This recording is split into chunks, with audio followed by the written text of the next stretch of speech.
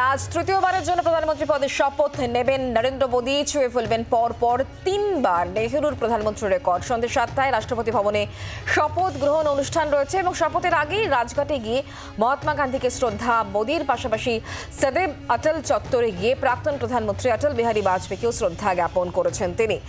National war মেমোরিয়ালে শহীদদের স্মরণ করেন নরেন্দ্র মোদী। তবে এবার সংখ্যা গরিষ্ঠতা পায়নি বিজেপি। এনডিএ জোটের কাঁধে ভর করে প্রধানমন্ত্রী চেয়ারে বসছেন নরেন্দ্র মোদী। শপথ গ্রহণ অনুষ্ঠান ঘিরে রায়সিনা হিলস সহ গোটা দিল্লিতে সাজো সাজো রব। এই প্রসঙ্গে তৃণমূল নেতা কুনাল ঘোষের বক্তব্য শোনাবো।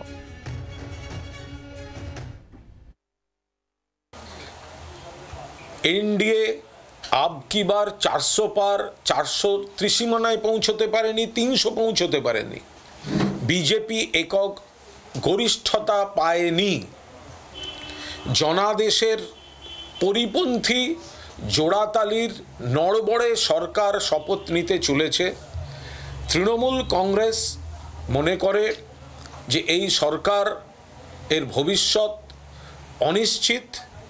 যে কোনো সময় এই সরকারের পতন ঘটবে এবং ইন্ডিয়া জোট সরকার গঠন করবে। যে শরিকদের নিয়ে তারা সরকার করছেন, কিছুদিন আগেও সেই শরিকদের সঙ্গে তাদের সাপে নেউলে এরকম একটা ছিল।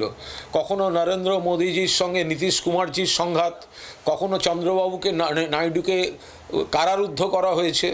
এই ধরনের নানা ধরনের সমস্ত সংঘাতপূর্ণ পরিস্থিতি থেকে শুধু ক্ষমতাটা দখল করার জন্য একটা নড়বড়ে জোটের সরকার। ফলে তারা তাদের অভ্যন্তরীণ রসায়নে সারাক্ষণ বিপর্যস্ত থাকবেন, এটা তো খুব স্বাভাবিক ব্যাপার। ফলে শরিকদের সন্তুষ্ট করা, শরিকদের নানা রকমভাবে মানে খুশি রেখে চেষ্টা করা, এই ধরনের কাজগুলো চলতে থাকবে। বাংলার আওয়াজ, বাঙালির আবেগ, জি 24 ঘন্টা।